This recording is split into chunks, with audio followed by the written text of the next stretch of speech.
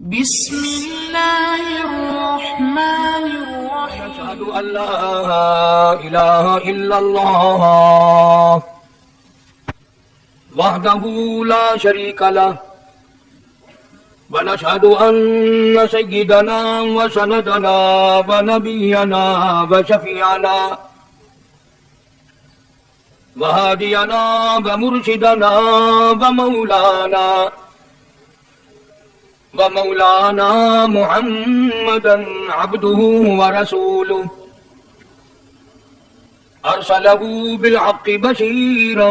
ونذيرا صلى الله تعالى عليه وعلى آله وأصحابه وأزواجه وذرياته وبارك وسلم تسليما كثيرا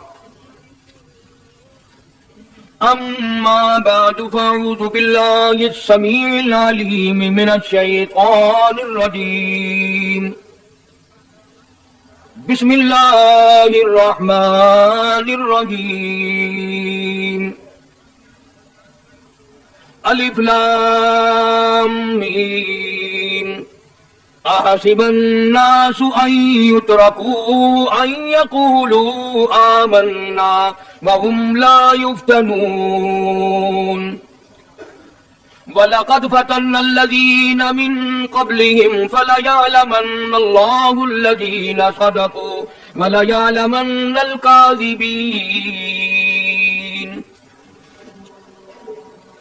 صدق الله مولانا العلي العظيم وبلغنا رسوله النبي الكريم ونحن على ذلك لمن الشاهدين والشاكرين والحمد لله رب العالمين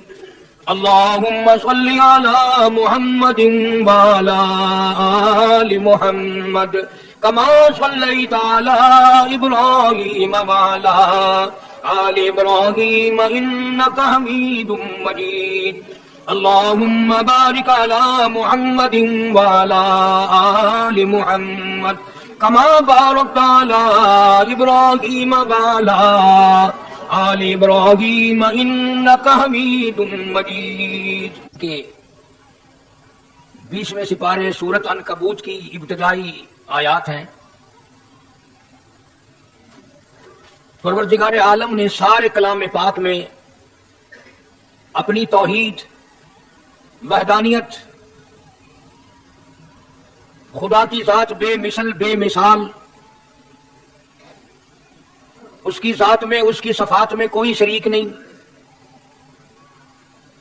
وہ ہمیشہ سے ہے اور ہمیشہ رہے گا، اس کی ذات کو بقا ہی بقا ہے، فنا نہیں. اسی نے اپنی قدرت کاملہ سے نظام کائنات کو پیدا فرمایا اور سارے عالم کے نظام کو وہ خود ہی چلاتا ہے. جدھر کی چاہے ہوا چلائے، جدھر کی چاہے دھوپ چھاؤں کا نظام بنائے. وہ کسی معاملے میں بھی کبھی بھی نہ کسی کا محتاج تھا اور نہ ہے. وہ چاہے تو راتوں رات فقیر کو تخت تاج دے کر کے تخت شہنشاہی پہ بٹھا دے. وہ اگر چاہے تو بادشاہ کو اٹھا کر پھانسی لگا دے. وہ چاہے تو ایک کو اتنا دے کہ سنبھالا نہ جائے، اور وہ چاہے تو ایک کو اتنا تنگ کر دے کہ بھوک کی وجہ سے موت آ جائے. بڑی بے نیاز ذات ہے اس مالک اور قدیر کی. نظام شمسی، نظام قمری، ستاروں کا نظام، آسمانوں کا نظام، دریاؤں اور سمندروں کا نظام، سارا وہ خود چلاتا ہے. نہ کبھی الیکشن ہوتا ہے، نہ کبھی انتخابات ہوتے ہیں، نہ کبھی یہ سننے میں آیا کہ سمندروں کی چیئرمینی فلاں کو ملے گی، دریاؤں کی چیئرمینی فلاں کو ملے گی. فرمایا لم یلد ولم یولد، بس میں ہوں اور کوئی نہیں. اسی لیے محبوب کائنات حضرت محمد الرسول اللہ صلی اللہ تعالی علیہ وسلم کو اللہ تبارک و تعالی نے ختم نبوت کا تاج پہنا کر کے بھیجا کہ میرے محبوب دنیا میں جاؤ، لوگ میری ذات کو بھول گئے، کھلانے والے کو بھول گئے، پلانے والے کو بھول گئے، اور اس سے بڑھ کر کے کیا بدجانتی ہوگی، پیدا کرنے والے کو بھول گئے۔ آدمی کے جسم کا نظام کون بنا سکتا ہے؟ اب یہ آنکھ ہے، بظاہر آنکھ ہے، لیکن بجلی کی وائرنگ کی طرح آنکھ سے لے کر پاؤں کے تلی تک ایک نظام چل رہا ہے۔ کان کا نظام ہے، ناک کا نظام ہے، ہاتھ کا نظام ہے، پیر کا نظام ہے، دل اور دماغ کا نظام ہے۔ یہ ساری کی ساری چیزیں وہ نہیں بنا سکتا تھا، اور کون بنانے والا ہے؟ اس لیے فرمایا کالی کملی والے دنیا میں جاؤ، میرا نام بلند کرو، میری توحید کا جھنڈا بلند کرو، لوگوں کو بتاؤ کہ خالق کو نہ بھولو، مالک کو نہ بھولو، پروردگار کو نہ بھولو، اس رب کو نہ بھولو جس نے یہ سارا جہان بنایا۔ چنانچہ محبوب کائنات حضرت محمد کریم صلی اللہ علیہ وسلم نے جب یہ اعلان فرمایا کہ لوگوں اس کے سوا کوئی نہیں، پھر مکہ بدلا، برادری بدلی، قوم بدلی، اپنے بدلے، غیر بدلے، سب دشمن ہو گئے۔ ایک میری بات سمجھ لیں، آج جس طرح کا کلمہ آج ہم پڑھتے ہیں، اگر یہی کلمہ پڑھنا ہوتا تو ابو جہل کافر نہ مرتا، اتبا کافر نہ مرتا، شیبہ کافر نہ مرتا، ولید بن مغیرہ کافر نہ مرتا، امیہ بن خلف کافر نہ مرتا، کہ لا الہ الا اللہ محمد رسول اللہ بھی پڑھتے رہتے اور بتوں کی پوجا بھی کرتے رہتے، ان کو حاجت روا بھی مانتے رہتے، زنا بھی کرتے رہتے، شراب بھی پیتے رہتے، سب کچھ کرتے، کلمہ پڑھتے رہتے۔ ان کو صرف یہ بات سمجھ نہ آئی، بلکہ ان کی سمجھ یہ تھی کہ جس نے لا الہ الا اللہ منہ سے کہہ لیا، اس کو پھر ساری زندگی کا نظام اللہ کے حکموں کے تابع بنانا پڑے گا۔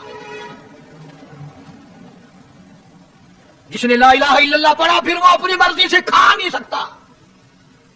جو چاہے کھائے، اس کو اختیار نہیں۔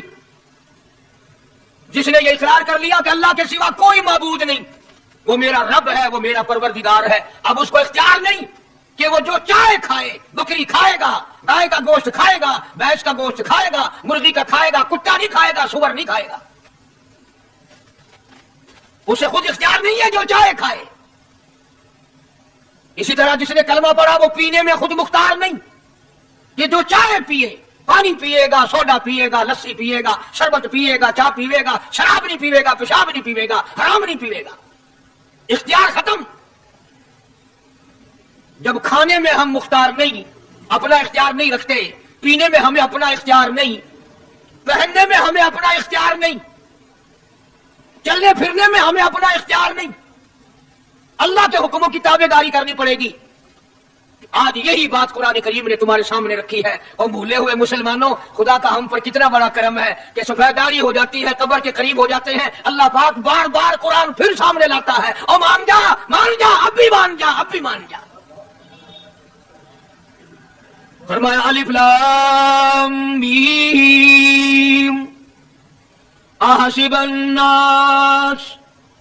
کیا لوگوں نے یہ گمان کر لیا، کیا لوگوں کا یہ خیال بن گیا، کیا لوگوں کا یہ عمل بن گیا، کیا لوگوں کا یہ عقیدہ بن گیا، کیا لوگوں نے یہ زعم کر لیا، کیا لوگ یہ بنا بیٹھے، تکیہ لگا بیٹھے، چھلکا کر بیٹھے، احسب الناس، کیا لوگوں نے یہ گمان کر لیا، کیا ان یترکوا ان یقولوا آمنا، اتنا کہنے پر چھوٹ جائیں گے، اتنا کہنے سے جنت میں چلے جائیں گے، اتنا کہنے سے جہنم سے بچ جائیں گے، پلسرات کے عذاب سے بچ جائیں گے، آمنا، میں مانتا ہوں۔ صرف اتنا کہنے پر چھوٹ نہیں، قرآن کا مقصد یہ ہے ان یترکوا ان یقولوا آمنا، صرف اور صرف اتنا کہنے پر چھوٹ نہیں ہو جائے گی کہ صاحب میں نے قرآن مان لیا، میں نے خدا مان لیا، میں نے مصطفیٰ کریم صلی اللہ علیہ وسلم کو مان لیا، میں نے خدائی نظام کو مان لیا، اور مان تو لیا، اس پہ عمل تو کر۔ فرمایا وَهُمْ لَا يُفْتَنُونَ، اللہ فرماتے ہیں میں آزما کر دیکھوں گا۔ اگر ماسٹر کو امتحان لینے کا اختیار ہے کہ بچہ فیل ہے یا پاس، ڈاکٹروں کو امتحان لینے کا اختیار ہے، پروفیسروں کو امتحان لینے کا اختیار ہے، تو فرمایا وَلَقَدْ فَتَنَّا الَّذِينَ مِن قَبْلِهِمْ فَلَيَعْلَمَنَّ اللَّهُ الَّذِينَ صَدَقُوا وَلَيَعْلَمَنَّ الْكَاذِبِينَ۔ میں خدا بھی امتحان لوں گا، میں بھی آزماؤں گا، میں بھی جانچ کروں گا، میں بھی پڑتال کروں گا۔ آمنا کون سا زبان سے کہتا ہے، کون سا دل سے کہتا ہے؟ آمنا میں نے مان لیا، کس کی زبان کی نوک پہ کلمہ رکھا ہوا ہے اور کس کے خون کے قطرے قطرے میں بس گیا۔ میں یہ آزما کر دیکھوں گا، میں یہ پتا کروں گا کہ آمنا کہنے والے لوگوں کا حال کیا ہے۔ کہیں ایسا تو نہیں کہ ادھر کلمہ بھی چل رہا ہے، ادھر قبروں کو بھی ٹاٹا جا رہا ہے، ادھر کلمہ بھی چل رہا ہے، ادھر قبر پرستی بھی ہو رہی ہے، بت پرستی بھی ہو رہی ہے۔ ارے ہندو اگر بت کی پوجا کرے تو کافر ہے، اور مسلمان 100 قبروں کی مٹی چاہتے اب بھی مسلمان ہے۔ جناب صحابہ کرام رضوان اللہ تعالی علیہم اجمعین کی جانثار جماعت، وفادار جماعت، نبی کے اشاروں پہ جان دینے والی جماعت، نبی کے سچے عاشق صحابہ کرام کی جماعت آئی، عرض کیا یا رسول اللہ صلی اللہ علیہ وسلم، ہم قیصر و کسریٰ کے دربار میں جاتے ہیں، بڑے بڑے بادشاہوں کے دربار میں جاتے ہیں، ہم دیکھتے ہیں ان کے لوگ کارندے اپنے بادشاہوں کو سجدہ کرتے ہیں، آپ امام الانبیاء، آپ رسولوں کے رسول، آپ نبیوں کے نبی، ساری کائنات کے سردار، اجازت دو ہم بھی آپ کو سجدہ کیا کریں، اجازت دیں آپ، ہم بھی آپ کو سجدہ کرنا چاہتے، ہمارا دل چاہتا ہے، آپ تو بادشاہوں کے بادشاہ ہیں۔ فرمایا لعن اللہ الیہود والنصارى۔ اندازہ لگاؤ سوال کیا کیا تھا اور اللہ کے پاک پیغمبر صلی اللہ علیہ وسلم نے جواب کیا دیا ہے؟ یہی فرما دیتے کہ نہیں بھائی،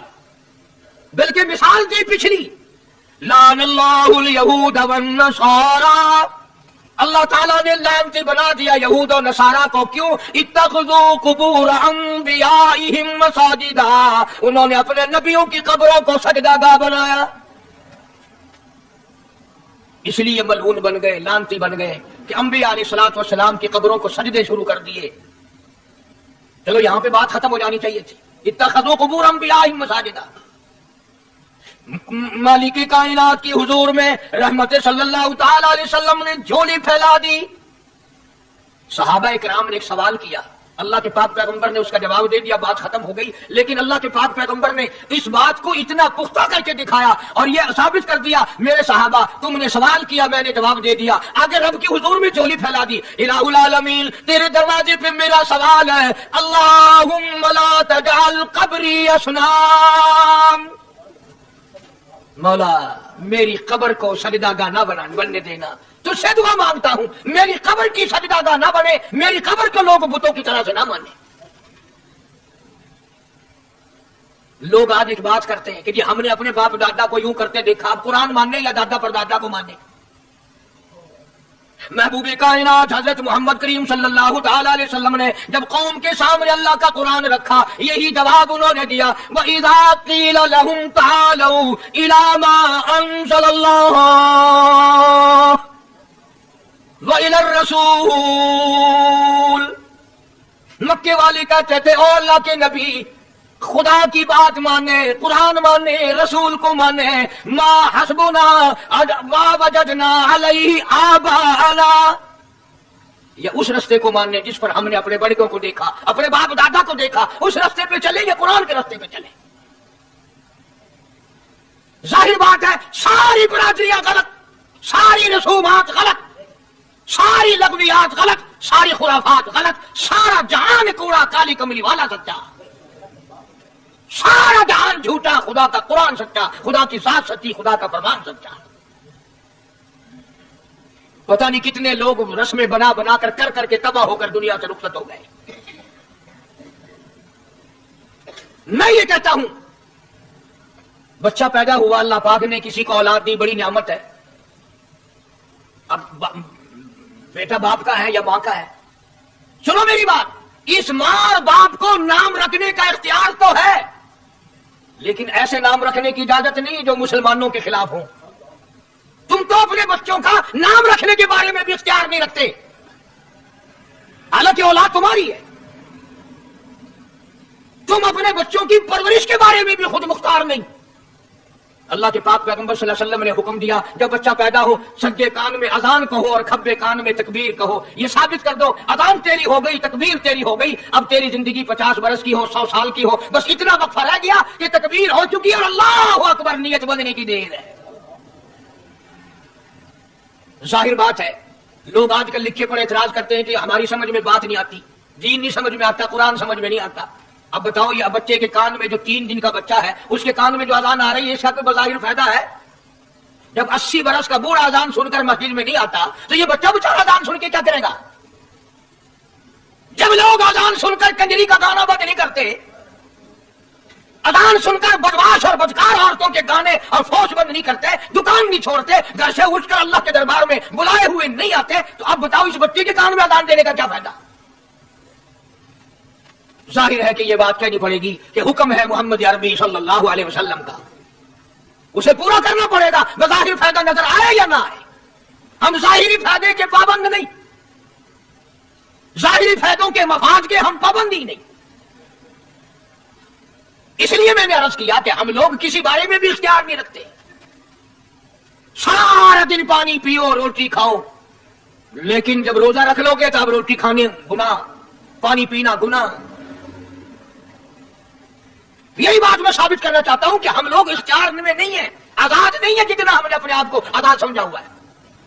اس لیے اللہ پاک جل شانہ فرماتے ہیں تبارک الذی بیدہ الملک، ساری برکتیں اسی کے ہاتھ میں ہے جس کا ملک میں راج ہے، وہو علی کل شیء قدیر، ہر چیز پہ اسی کا قبضہ، اسی کی قدرت، اسی کی حکمت، اسی کا علم، اسی کی بے نیازی چلے گی، کسی کی بات نہیں چل سکتی۔ انبیاء علیہ الصلوۃ والسلام کو دیکھو، سلیمان علیہ الصلوۃ والسلام کی 99 بیوی،